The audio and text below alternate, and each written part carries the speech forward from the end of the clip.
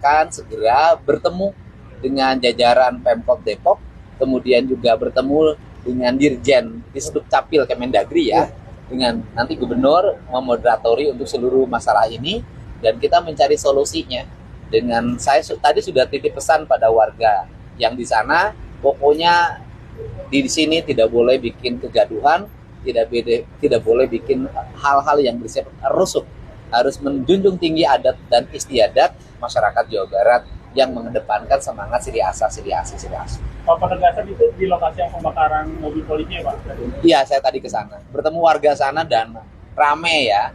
Tetapi dari sisi aspek sosial, tadi juga saya sudah pesan ke Pak Wali Kota Depok, ayahnya berbuat kriminal, tetap proses hukumnya harus berjalan. Tetapi aspek sosial yang ditimbulkan karena penahanan ayahnya, misalnya ada anak yang masih sekolah, ada istri yang kehilangan pekerjaan dari suaminya, kehilangan penghasilan, tetap kita harus memberikan rasa empati dan membantu. Karena apa? Kita harus bisa membedakan antara penegakan hukum dengan tanggung jawab sosial pemimpinnya. Kang, soal aset tanah di Kampung Baru itu sendiri, sebenarnya itu statusnya apa?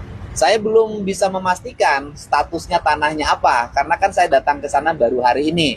Nah mungkin waktunya tidak terlalu lama deh, minggu depan, karena hari Selasa depan tuh pagi, saya jam 1 itu ada kegiatan di Kabupaten Bogor, mungkin kita jam 11 di Kota Depok.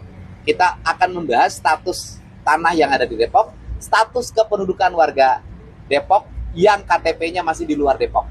Dan kemudian yang berikutnya adalah titik tekan pada semua simpul-simpul masyarakat dari berbagai komunitas suku yang ada di sini untuk melebur dengan tradisi yang ada di sini, tidak ego terhadap tradisi asalnya, kemudian juga menjunjung tinggi semangat keharmonisan.